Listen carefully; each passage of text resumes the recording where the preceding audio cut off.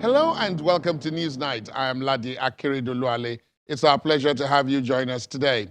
Political calculations within the ruling All Progressives Congress, the APC, received a jolt when the news trickled out and was subsequently confirmed that a new leadership had been emplaced for the convention caretaker committee, a move which saw Niger State Governor Abubakar Sani Bello replace the Yobe State Governor Mai Malabuni. My guest today says that the action was supported by the party's governors because there was evidence of deliberate delay in efforts to organize a national convention for the party. My guest also says, in spite of the challenges, his home state has witnessed significant progress in infrastructural and human capacity development. Newsnight talks to the chairman of the Northern Governors Forum and governor of Plateau State, Simon Lalong.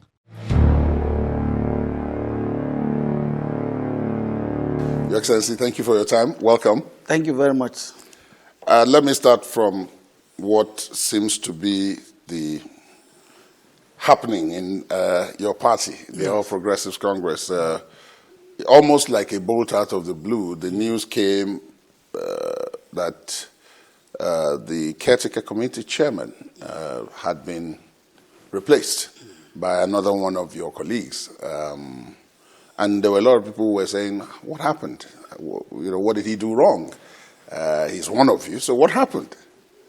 Well, I will say that this is normal with a very large party that is in the process of another transition. We're prepared to have a convention even last year. And in the process of that convention, and you remember that the governors or even the caretaker committee came in purposely to make a convention, to arrange a convention for the purpose of the new election of new officers of the party. Now we started, then there were a lot of extensions here and there. Registration took all our time. And now we're coming and even getting to the level where we had to go to wait for Supreme Court to take a decision. The interpretation of the Supreme Court is in several ways. And so what we are doing is to go by the democratic process and also constitutional process to elect our officers. But I think a large portion of the members are worried that the convention that was supposed to take place on the 5th of December was shifted to January, from now January to February 26th. To February, and then eventually to March 26th. To March 26th is being tampered with. I will say tampered with because some people appear to say that no, there's no need to do it. Because with the electoral process, you must wait until after nomination to conduct to bring in new officers. And coupled with that fact, we are beginning to get court orders coming. Already court orders coming now to restrain us from conducting convention. So it's a matter for worry. People will get worried about what is going to happen. The same caretaker committee, and then the chairman himself had on several times because of this pressure said he wanted to resign. We were putting him there. He said he wanted to resign every time he wanted to resign. So we will say, no, this time, maybe the tax is so enormous on him. The best thing is that if you really want to resign, you better leave the place so that another person can midwife the convention. Because at this stage, we are talking about convention, not preparation towards convention again. We are talking about the convention. Committees are set up, so we are waiting for the convention to ensure that this convention holds on the 26th. As the president has always said, this convention must not go beyond March 26th. Staying with the convention, the other thing that was that 22 of your colleagues and yourself sat down in Abuja and agreed on not just the date, you also agreed on the issue of zoning. Yes. Again, that was something that a lot of people thought would really bring up problems for the APC. But from what we are told, the agreement was unanimous. Yes. How did that come about? When the issue of zoning came, it was really a thorny issue. Now there are people who believe that they don't believe in zoning. There are those who believe, and some others who believe in zoning. And so at the end of the day, I think you have to get a point of agreement. And when we sat down, all of us, all the governors, we said, what is it? To ensure fairness, to ensure equity, we must do something about the zoning. At the end of the day, when they asked the president, where do you think, where is the likely preference for chairmanship? He said, I would prefer that it comes from the North Central Zone. For me, my suggestion, my appeal. And we took it. We said, no, we can't joke with this appeal. Now the North Central Zone took the chairmanship. And then the next thing was that we now made a suggestion. If yes, it means that the president has kickstarted the zone. If he says chairmanship is coming from the North Central Zone, it means that he's saying chairmanship must come from the North. So if chairmanship comes from the North, then let it just be a swap. So everything that was in the South should go to the North. And all the offices that were in the North should go to the South. And so by the time it gets to the South, they will know how to microzone it. And we also microzone it in the North. So that was very, very simple. So everything that was in North Central, for instance, was given to us. And we have already started allocating the offices to all the states. At the end of the day, the state will bring out their candidate, and then you go in for ratification at the convention. So there will be no rancor, and everybody has his candidate. If some are contesting in other places, there is always what we call a unity list. You abide by the unity list. If you are lucky, if you don't abide by it, you may win. But then in most cases, unity list goes in because every state is projecting her own and also supporting another. That is just the process. The other thing that happened was that at the level of the National Assembly, while all this was going on at the level of the APC, within the National Assembly there was also the debate about how to go about even the convention, whether it was direct, indirect, consensus. The governors were said to be opposed to anything that didn't put them front and center, and therefore, since they controlled the state delegates, there was nothing that anybody could do. If they didn't agree, that thing would not pass. But somehow, at the end of the day, we ended up with the three options. The consensus, the direct and indirect. Is that satisfactory to you? Very well, because not that the governors were opposed to what was happening. The governors were explaining the correct thing. The Constitution says you must have freedom to choose from your political parties. And then here was somebody passing an act to restrict the opportunity, to restrict the freedom for somebody to choose between the three. So now if we had gone with that, it would be in conflict with the Constitution of the Federal Republic of Nigeria. We highlighted this to them. They refused. We said, oh, how can you say that the parties, the Constitution has given the parties the three options to say either direct, indirect, or consensus. And you are saying, no, you don't want consensus. You don't want direct. You only want either. You don't want indirect. You only want direct. You only want direct. Consensus is effective sometimes. Because sometimes you go into an election, you come out with a consensus, and everybody is a winner. Everybody is a winner. So at the end of the day, we provided our explanation. They went and passed the law. They got it to the president. President sought for legal advice, and the legal advice went exactly what we were saying. We took it back to them. With the explanation, they also agreed and saw the need to leave that portion. And that was why they leave the issue of, because all the parties were unanimous, not only governors. All other parties were also challenging it.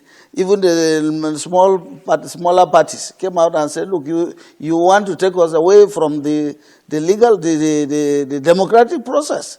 You cannot frustrate us. You cannot oppress us. The Constitution gives us the leverage to know how to do our own election. You must not subject us to direct elections. So at the end of the day, the President saw a compromise of all these complaints, and he said no. He read back to the National Assembly to say, look, do the correct thing. Let us not do something that tomorrow the courts will now say it is unconstitutional. So they agreed with it. The case of your colleagues, the governors now, Yes.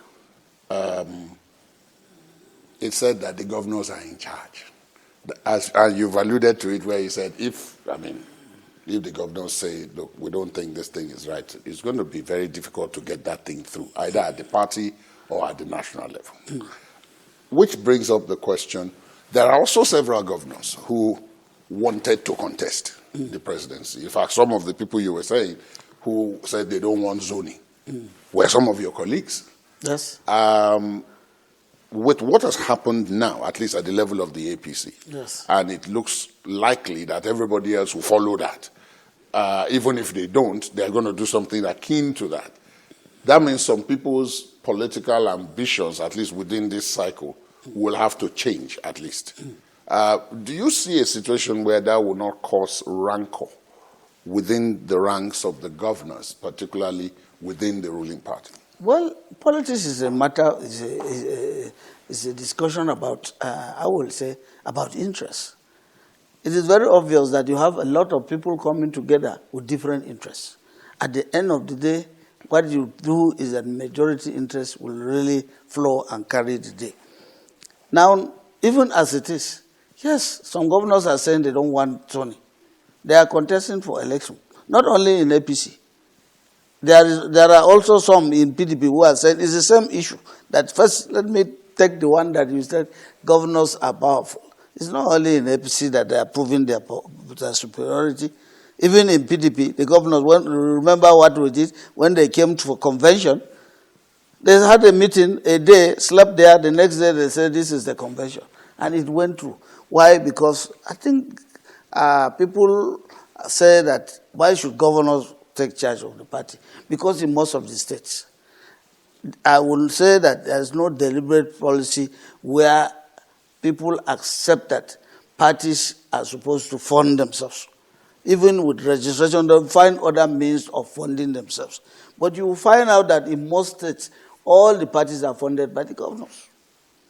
They are funded by the governors. In PDP, the parties are funded by the governors. So if they are funded by the governors, he will also agree that he who pays the piper will always dictate the truth in terms of the administration and everything. And not that they impose on them. We've seen governors who contest election and the party will vote against them. They vote against them. But in terms of direction, the party will always run to the governors to say, we want your direction. That is not imposition. We say you want our direction as a leader of the party, because in the I will say in the hierarchy of the party, the governor is the leader of the party in the state. At the state, yes. The president is the leader of the party in the nation, and for everything that you do, you have to go back and seek his advice. Sometimes you follow his advice, sometimes you refuse to follow his advice. So that's why the people look at it that way and say the governors are too powerful. They sit down. I've seen also when I explained that most of the things that were done in the National Assembly were former governors. What were they doing when they were governors? It's the same issue that you are complaining about. If those issues are, these are the chain of complaints, then what we must do is to sit down, all of us, and find ways of correcting it. Correcting it in the sense that when you set up the parties, the party must find areas of developing means of sustenance and outside survival. Outside of this means. That's the only way they can be independent. But otherwise, the parties can never be independent. And whether you like it or not, they will always run back to the leader. The leader is the one that is doing everything. And so they will definitely have to seek his advice in all major decisions they are taking. The APC has, as you pointed out, revolved around, has taken direction from the president, largely, as the national leader of the party. But for the first time since the formation of the APC, yes, the president will not be a contestant yes, in 2023. And I've spoken to a couple of prominent APC members who have said to me, well, actually, we are going to disagree because it's the president that was keeping us from disagreeing. And now that the president is not going to be part of it, we are going to disagree. do you have any fears? Do you have any fears that if President Buhari takes kind of a back seat, there might be more challenge facing the APC because of jostling, people trying to position themselves for the post-Buhari era? Well, first of all, let me say that, well, I will not agree totally with what you said, that the president, because the party revolved around the president and the president was the one directing. My closeness to President Buhari has shown that he's a man who likes democracy. In most cases, even the direct or indirect election that we were saying, at the last election, even when we started the Congress, he said, look, this election must be direct. He said it. He said this election must be direct. Even when some of us complained that, yes, direct election would have involved everybody, involved a lot larger participation. But, Mr. President, don't forget we have not done the registration. We have not concluded a proper registration. If you allow for direct election, it means that it is not party members that will be voting. It is difficult to go and control them. But if you have a correct, a complete, authentic register, in fact, for me, direct election is the best. He insisted on direct election. That is to tell you that he didn't want a position, he didn't want a few people deciding, and so he said, we must go. We went by it, and so those problems came out. In most of the states, you saw those challenges coming out. This one will say, we were in a queue, and we saw people who are not members of our party queuing because it was difficult to stop them. Civil servants were there. Everybody, even members of other political parties, were coming. So long as you have ability to recruit them, they were coming to queue behind maybe another candidate. So that was part of the problem. But when we came back, he ensured that all these things should be captured, registration should be captured and put in the computer, and put them in the computer. So right now, I think almost all of our registration is in the computer. So when you say they should go and do it, people will go freely to go and contest, because that way you will know who are your members and who are not members of the party. And since beginning of this alignment, I would say this arrangement, the legacy parties, and also moving to winning the first and the second election, we all knew, yes, everybody believed in Nigeria, and which was also a fact, that Buhari with that campaign was bringing 12 million votes. He was bringing 12 million votes. Now, Buhari as a president will be out. What will happen? Is he going with his 12 million votes? No, well, for a good leader, you will not go with that 12. You will certainly not go with that 12. And I've seen that is what he's trying to do. Anyone that comes to him, look, leave a free, level playing ground. Leave a level playing ground. And when you leave a level playing ground, it means that those people who believe in the legacies of Buhari will want it a continuity. And so by the time you leave a free and fair election, there will be no doubt. Those people will follow again and go. The 12 million votes will be following somebody because he has drummed it and he has told people that now I am retiring to, I'm going to retire. I'm in a hurry to like go to he said Daura. recently, I'm going in a hurry to go to Daura and rest. We also told him, he said, yes, you must be in a hurry to go to Daura and rest, but if you leave good legacy. Because if you don't leave good legacy, you go to Daura and you will not rest. Because you will look back and you will not rest. You will be troubled. So that's what he's always doing. Otherwise, he has no business talking about correcting some of the ills of even the caretaker committee. He has eyes everywhere. If you are doing well, he will tell you. If you are not doing well, he will tell you. And so his concern is that there must be the democracy. Quickly go and do the convention. You do the convention. Do the zoning. Do the zoning. Let everybody go and do it. So whether we do it according to his plans is what we are encouraging people to do. We change from one place to the other. We introduced the caretaker. Yes, they did their best. I won't say they didn't do their best, because through caretaker, many of the people, Buni was able to bring a lot of people. He did his best, managed a lot of conflict here and there up to this time. But this is the time that we're going into the convention. And maybe, I don't know, some people are trying to use their interest to frustrate the convention, and then at that point, that's why they are saying you have done your best. At this level, allow for a convention. Allow people to conduct a convention so that we can have democratically elected people who will now midwife the next primaries. Governor Abubakar Sani Bello is another governor. Yes. One of your colleagues in Yes. the Northern Governors Forum. What makes you think that even between now and the 26th, the same interests that tended to get under Governor Buni will not simply switch to Governor Bello, and then closer to the 26th, we're going to have the same problem again? Well, we are human beings. And the human beings, there is this proverb that is always saying, you say it's a fool that will keep on doing the same thing and expect a different result. We've seen some of the corrections. That's why we're saying Bello will go in. By the time Bello gets in, maybe Bello will have a new blueprint. It doesn't even have blueprint because I mentioned it that for us who were there when we took that decision, that he should go there, he is going there to conduct convention. We are not going to allow a large committee to make them look like an executive committee for them to say, no, we need time. There is no time again. It's clear. We've done everything. We have reached a level where people are in committees. If it is correcting the committees, it's correcting the committees, and then we move forward towards our target. Our target is 26.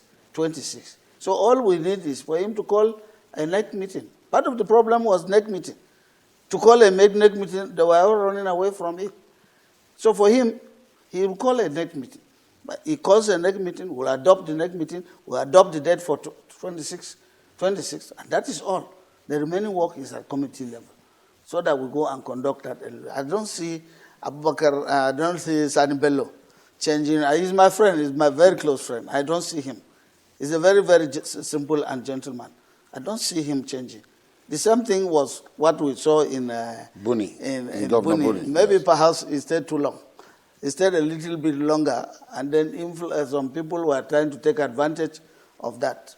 But Buni is good. Is a gentleman.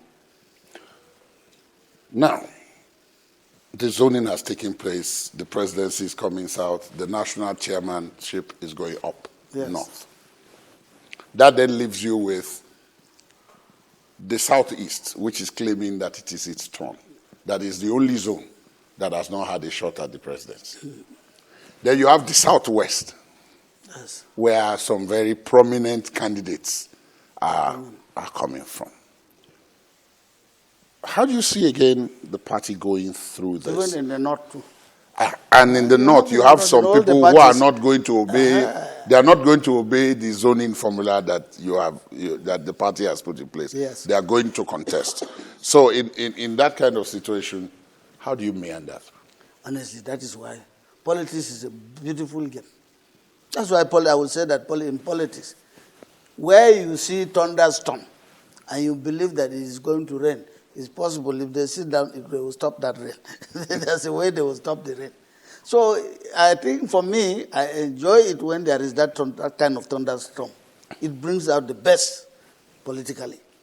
I've seen people who are saying, we don't want zoning. I don't want zoning. Okay, bring what you think that will make you not to do zoning. Bring your capacity that will influence people not to agree to zoning. Now we're in the process. We've not reached conclusion. If it was something that APC alone was doing, you would say, it is this APC. They did again. But all the parties, nobody is judging. Nobody is putting any conclusion as to what will happen. In PDP today, nobody can tell you that this is the direction. So the same thing. So you also keep, part of beauty of game of politics is to keep people guessing. It's to keep people guessing. At the end of the day, there will be a smooth arrangement. And everybody will just be very happy with it. Let me bring you to Plateau State. I went to school here. Yes. And at that time, Plateau was known as... Jos. Yes. Oh, that's interesting. At that time, it was known as being very cold. You had a lot of people from outside the country who loved the weather here. There were particular kinds of crops. But the one thing it was mostly known for was it was extremely peaceful. Yes. That, fortunately or unfortunately, got lost. And you have had to deal with a great deal of insecurity during your tenure. What exactly is the cause of this problem? Because at a point, it was said to be ethno-religious. At another point, it was said to be economic, the whole issue of herders and farmers. Yeah. And then at another point, it was supposed to be outside political forces trying to make the state ungovernable. Yes. Now, one didn't know which one it was because all of them seem to have been acting at the same time. Yes. What exactly did you find out? Because you've been helmsman here now for going to 7 years. What did you find out? What was really the problem? I think a combination of all, for me, a combination of all. I was speaker here for almost 7 years. Yes. I was speaker.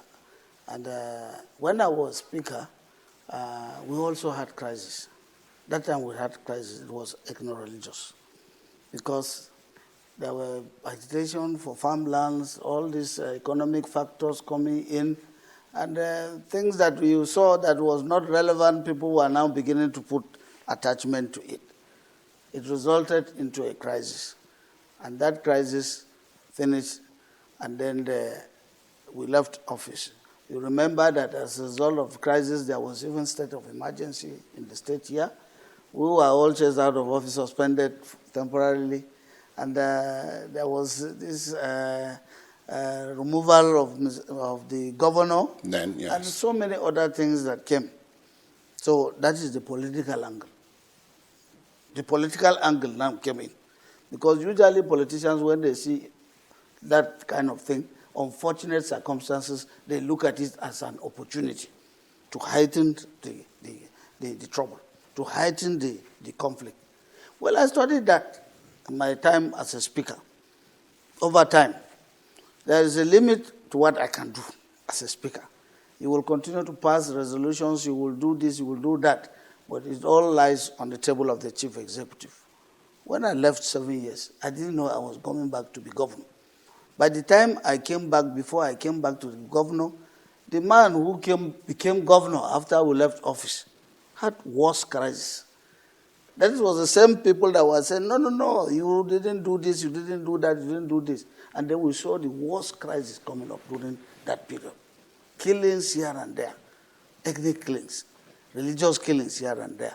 We took them, I will say, almost 7 years of the tenure. 7 years of the tenure. And at that time, it became worse because you dare not pass through Plateau. You will be wondering which street you will follow, which road you will follow. If you the kind of clothes, you will have to decide, because if you are traveling, you have to wear more than one clothes. You keep extra. If you come into a Muslim-dominated, then you change quickly and pretend to be a Muslim. Or you come across, if you are a Muslim, you have to change your shirt. Business are taking flight in the state. Because of that, the economy was no longer there. So no revenue. And it was unfortunate. By the time I came, I had to inherit this compendium of problems and trouble. But I used my sense. I used my experience as a speaker. Because one of it is, when people, part of the reason is that these people will say no. They had lived in Plateau for a very long time. But today, there is segregation. They are no longer benefiting what they are supposed to get from the government. Another angle will come and say, these people are coming outside. They have their own state. They are benefiting from another place. They will come here, take this one, and go and add to their own state. And they are also benefiting. From it. Even within the state, appointments and promotions and appointments in most cases were done on the basis of your tribe. To a point, it came on the basis of your religion, not only religion, even denominations within the religion. So instead of narrowing the gap, we were widening the gap. So when I became governor, I first of all went into attacking some of those issues. For instance, this idea of saying these people are non-indigent, this one is indigent, I tried to dispel that one by creating opportunity for 53 ethnic groups. Because when I was doing my campaign, what I did was to reach out to 53 ethnic groups, ethnic nationalities that we have on the plateau. 53.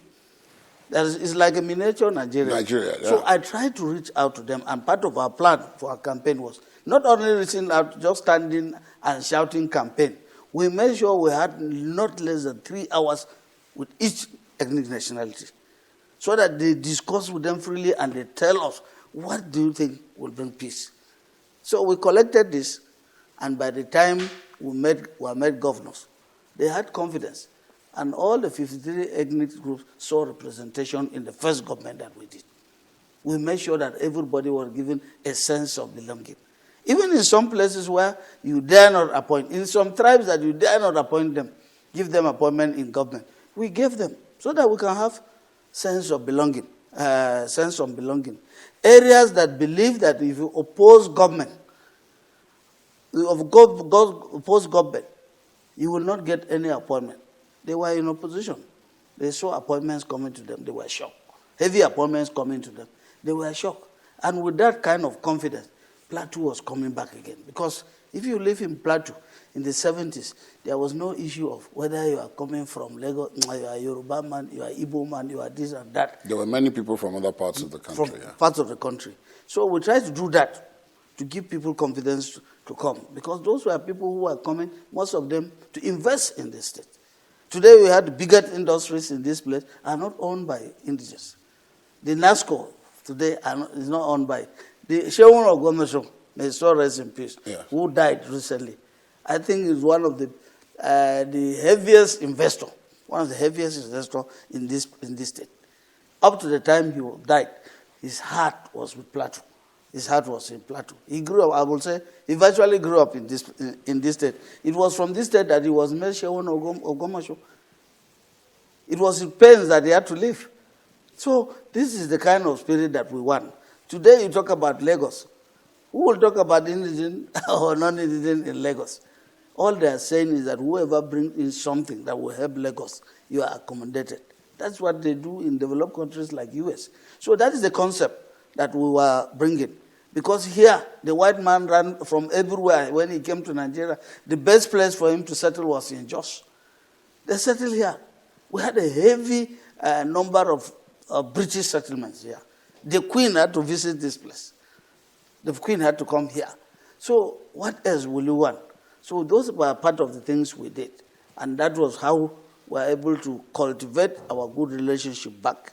And there was no crisis again. People came together. Those who were on strike, civil servants on strike because there were no salaries. Some of them 8 months, some even going up to 12 months. So the whole civil service was paralyzed. And we were able to improve on our revenue. We started paying them all the salaries, every entitlements, everything. Most of the entitlements we all paid. And when we paid, that's why they nickname the governor. If you call outside now, they will tell you, if you call my name, they will say, you must add Governor Alert. They will tell you Governor Alert because salary we pay us and when due, up to today. So through that, through those resolutions, we saw a lot of resolutions during our time, during the time of crisis. We saw a lot of recommendations by different commissions. We had the Nikki Tobit Commission. We had several commissions were set up. So I had to bring all of them together. I made a summary, and I picked some of those items to say, some of those recommendations to say, let's see how we implement this. Let's see how we implement this. So we implemented a lot of them, and that was why we saw peace in Plateau. Except as we were moving, that is the political angle that we are talking about. When politicians come, like now we are having elections, you will hear a lot of things. You will hear a lot of things. Things that will not bring peace. Somebody will go and say, and just dig in one trouble that was buried. You just unveil that trouble and say, no, you don't know. this person is doing this, they have done this, they have brought these people back, they have done this, they have done this, then the anger will be there. From nowhere, you will hear pockets of crisis in those places. So for a very long time, in order to address some of these things, we did a lot of things. One was that we set up the Peace Building Agency. That's the only one that is set up in Nigeria. Peace Building Agency. There's no state that has Peace Building Agency. We set up a Peace Building Agency with the recommendation and the support from America, from British, from French, and through that we established and passed it by law. So the Peace Building Agency is here. We set up the Interreligious Council because we saw that part of it was ethno-religious. We set up Interreligious Council. This Interreligious Council comprises of almost all the big heads of religious denominations in Plateau State, about 50-something of them. When there is anything about religious conflict, they go and do their meetings. They make recommendations to the government. We address that recommendation and we see peace.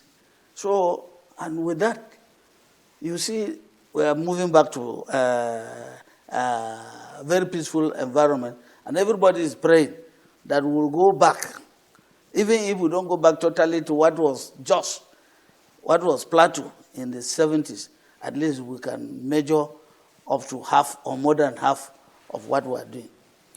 What is the situation in, when I was coming here, one of my crew members was saying, but this is Jos, we can't see any evidence of this, and someone in the vehicle was saying, oh, there's Jos, and then you have Jos North, and that very often when you hear about crisis is Jos North, yes, and a place called Bassa. Bassa.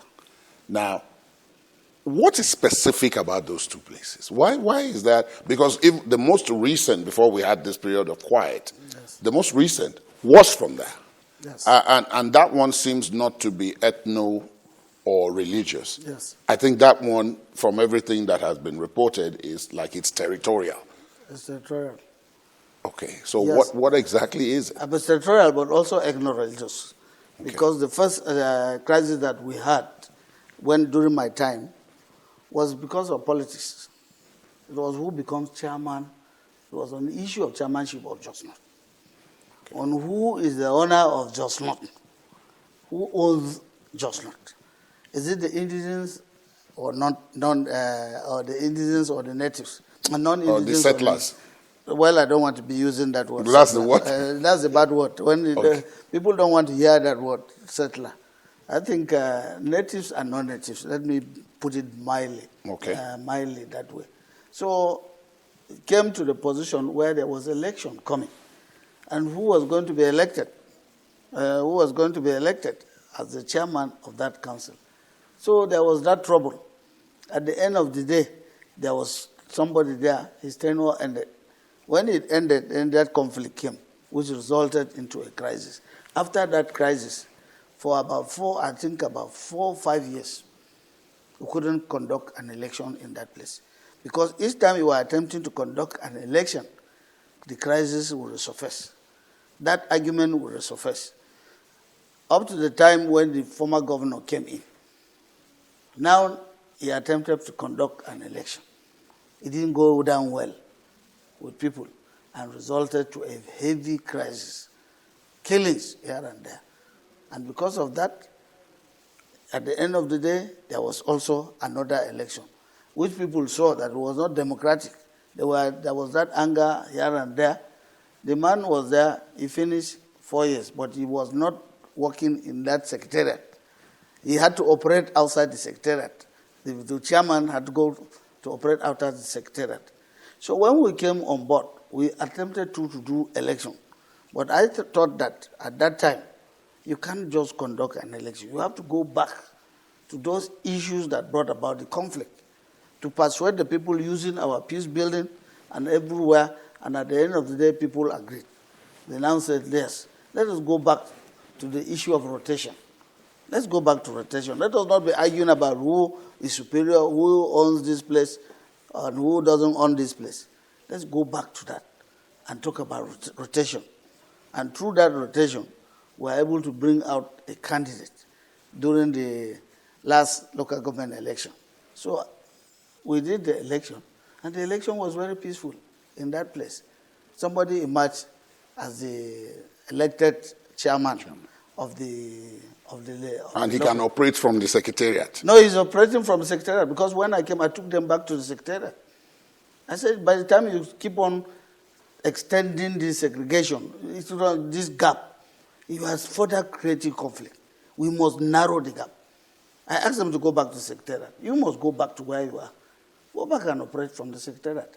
Today they are operating at that secretariat, and nobody has gone to kill anybody. So they are operating at the secretariat. They have a chairman. They have conducted an election more than 20 years after the last election that was conducted in that place. They conducted the election, and the election was very peaceful. They have a chairman. So we are now moving, praying that the next election, they will also agree and peacefully abide by the zoning. You see, that was why I was talking about zoning. I said, people who say zoning is not good. Sometimes zoning is the best thing. It gives people a sense of belonging. It gives people courage out of fear that other people will continue to oppress them. If you give them opportunity, they also do and go, another person will come in. Another person will come in. My prayer is that they will be able to comply with that, because at that time I will not be a governor again. That time their tenure is 3 years. Yes. By that time I will not be governor of Plateau State. So they will have lived my tenure. But I will do my best to ensure that they comply with that, with what they have done to ensure a peaceful election in Plateau State. Some of people, when they say, okay, a political office holder is coming to the end of the term, for example, a governor, attention now shifts to the legacy. Many of you and your colleagues in the North, many of your tenures were marked by these security challenges, yes. And that made it seem like the entire thing was about security and about security challenges. But in the case of Plateau State, you have put out some legacy projects. Yes. What was the thinking behind these projects, and what were you hoping to achieve with them? Well, I attended a public school. And of course, those of us who went to public school around the 70s, you understand that some people were even better to them when they attended public schools. Those who went to private schools were not enjoying the way we were enjoying. Because in public school, you are not paying school fees, you go there, you have pocket monies to come back. Even in secondary school, you go there, everything, uniforms were provided, good teachers were there. We didn't hear of strike. There were no cases of several strikes here and there. All of a sudden, we lost it. Today, it is only the rich that can afford good education for their children. Now, to an ordinary person, the best benefit you can give him is health and education. Good health and education. Infrastructure will come. Now, I realize that when we came, here in this state, 1 year of teacher strike, and they didn't write GC. It was very unfortunate before I came into office. 1 year of teacher strike. 2,000 teachers were laid off. 2,000 teachers were laid off. I had to bring them back. And we corrected the deficiencies. I say correct them. Let them correct them while they are there. If it was because you didn't go to school, I asked you to go and write that exam. If you don't pass, then I send you off. Over 2,000. But we brought back 2,000 and engaged another extra 1,000 to it. Over 3,000. Now we went back to the infrastructure. The schools were not better. Many of them were already, if you see them, in moribund state. So what we did was to focus. What were those things now that were differences between private schools and the public schools? I said we must go back. In those days, you see some secondary school, public secondary schools here that were built with heavy attraction. Is mostly people sending their children to private schools. I said those things that are in private schools, I'll replicate them in public schools. So I started with legacy projects. The same thing with health centers. Most of our hospitals were no longer staffed. We didn't have health personnel and here and there. So what I did, what we call the legacy projects, was in education and health. We had 6 secondary schools of international standard. We had 6 primary schools of international standard. And then we had 6 health centers of international standard. Completely, at many of them now at 90-something% completion. And my dream was that if I finish them, we furnish them, we'll bring in good teachers and carry the gifted, those who are not privileged, those who don't have money, like we used to do. They go to a gifted school for the gifted. Yes. We'll take them to those schools. No school fees. But if you have, we know that you have capacity to pay for your child, you must pay. Pay, let him go to private school. But these ones that are not privileged, that those schools were meant for them. So at this stage, unfortunately, we had a problem with the contractor. And at the point, litigation. So that created a gap. We're almost through. We're going back. I am sure in the next 3-4 months, we'll be able to complete those schools. And before I leave, that's what I think is part of my legacy. That what I said, I separated that one. Not that those were the only things we did. Because first of all, we went into completing abandoned projects by predecessors. It was very important. It's not always the culture, I know, for governors. When they come, first thing they do is that, no, this one was started by my predecessor. I will not complete that. The government house that you are saying now, this one that we are staying, it was done by my predecessor. But I came in all the other aspects that were not completed. I continued with it. I completed them, and I'm occupying it, and I'm occupying it today. Some of the projects were even projects done in the 70s by one of our civilian governors, Solomon Lar. After that, the Fidelis Tabun, then Dare and Jang, Governor Jang. I look at those projects, if they were very, very important and useful to the public, I continued with those projects. I completed them. Plateau State has had some turbulence. 2 of your predecessors. Yes. One is in jail. Yes. On corruption. Yes. The other one isn't quite in jail, but he's undergoing trial. Yes. Are you afraid that having yourself been in PDP before, yes, and now you are in APC, and it seems as if the 2 people I've mentioned, one who is PDP, one is APC, that when you leave... they were all PDP. They were all governors in PDP. Yes, but they joined, at least but the one of them joined. When they were there, when they were in PDP. Governor Lalong, one of them is in APC. One of them is in APC. I will tell you why I am saying it. Because maybe the time we were in PDP, there were no much control over public funds like the way we have now. That time, there were no emphasis. Yes, Obasanjo brought in EFCC. At the end of the day, the EFCC also brought in from prosecution. But part of those prosecutions I saw were, to me, were really political prosecution. If you disagree with the government, you are prosecuted. But if you don't disagree with the government, you can even be corrupt and you go scot-free.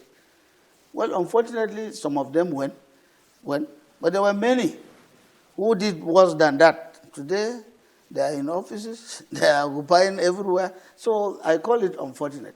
For me, I'm not afraid. Because when we came in, these lessons were also lessons for everybody, for any good governor that will sit down. So many of our processes that we did, financial regulations, we follow due process. Just last year, open governance rated us the best. Open governance, if you know what open governance means, is worldwide. They rated us as one of the most transparent, and in Plateau, we are #1. Not only in Plateau, in Nigeria, I think in Africa also, we were rated #1. And because of that, so many things are coming to the state. I ensure there is transparency in whatever we are doing. I'm not the one that will talking about money. I said money is not to me anything, but legacy. If you leave good legacy, that is better than wealth. So through those things, We ensure that all our documents, everything are put in proper and correct perspective, so that at the end of the day, you leave office and nobody is talking about you going to EFCC to office. EFCC. I sometimes even invite them. I will tell them, I say, have you been in my state? Please come. If there's anything wrong, let me know. Governor Lalong, thank you so much for your time. It's been a pleasure speaking with you. Thank you very much. I'm very grateful. That's our program today. We would, of course, like to hear from you on the conversation. Our social media handles are right there on your screen. You can also listen to this and previous episodes of the program via our podcast. Please visit our website, channelstv.com, to get started. I am Ladi Akeredoluale. Goodbye.